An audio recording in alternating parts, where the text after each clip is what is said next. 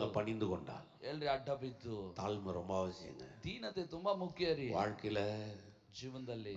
கர்த்தருக்கு முன்னாடி ஒருத்தன் தாழ்மையா இருக்கிறானா ಕರ್ತನ ಮುಂದೆ ತಗ್ಗಿಸ್ಕೊಳ್ತಾನಂದ್ರೆ அவன் உண்மையிலே வெற்றியாளனா. ಅವ್ನು ನಿಜವಾಗ್ಲೂ ಯಶಸ್ಸು எத்தனை ಹೊಂದಿರ್ತಾನೆ. பேர் விசுவாசிக்கிறீங்க? ಯಶ ನಂಬ್ತೀರಾ? கர்த்தருக்கு முன்னாடி தாழ்மையா இருங்க. ಕರ್ತನ ಮುಂದೆ ஒரு ತಗ್ಗಿಸ್ಕೊಳ್ಳಿ. நாளும் பெருமையை கையில தூக்கிடாதீங்க. ಯಾವತ್ತೂ ಹೆಮ್ಮೆನ ಕೈಯಲ್ಲಿ ಎತ್ತಬೇಡಿ. தாழ்மை ரொம்ப அவசியம். ದೀನತೆ ಬಹಳ ಮುಖ್ಯ. தாழ்மை உள்ளவனுக்கு தான் கிருபையை கொடுக்குறாரு. ದೀನನಿಗೆ ಕೃಪೆಯನ್ನು ஒரு ಅನುಗ್ರಹಿಸ್ತಾನೆ. பதவி வருதுன்னு சொல்லிட்டு பெருமையா வாழாதீங்க. ಒಂದು ಪದವಿ ಬಂತಂತ ஒரு ಎಚ್ಚರಿಕೆ. உயர்வு வருதுன்றதுக்காக மனிதர்களை மதிக்காம ಒಂದು வாழாதீங்க. ಉನ್ನತ ಬಂದಂತ ಮನುಷ್ಯನ ஒரு ಗಮನಿಸಿ. உயர்வு வருதுன்றதுனால அது அட்வான்டேஜா எடுத்து மிஸ்யூஸ் பண்ணாதீங்க. ಒಂದು ಉನ್ನತ ಬಂತ ಅನ್ನೋದಕ್ಕೆ ಸದಾವಕಾಶ ಬದಲಾಯಿಸಿಕೊಂಡು எவ்வளவு உயர்வு வருதோ ಎಷ್ಟು ಉನ್ನತ ಬರ್ತದೋ வாழ்க்கையில அவ்வளவு தாழ்மையை கத்துக்குங்க. ಜೀವನದಲ್ಲಿ ಅಷ್ಟು ದೀನತೆ ಕಲಿತುಕೊಳ್ಳಿ. கர்த்தர்கிட்ட அவ்வளோ தாழ்மையா போங்க. ದೇವರ ಮುಂದೆ ಅಷ್ಟೇ ದೀನತೆಯಲ್ಲಿ ಹೋಗ್ರಿ. எதுவும் சொல்லுது ವಾಕ್ಯ ಹೇಳ್ತಾರೆ அவர் உதவி செய்ய வல்லவரா. ಆಕೆ ಸಹಾಯ ಮಾಡಲು ಶಕ್ತಿ. ஆமென்.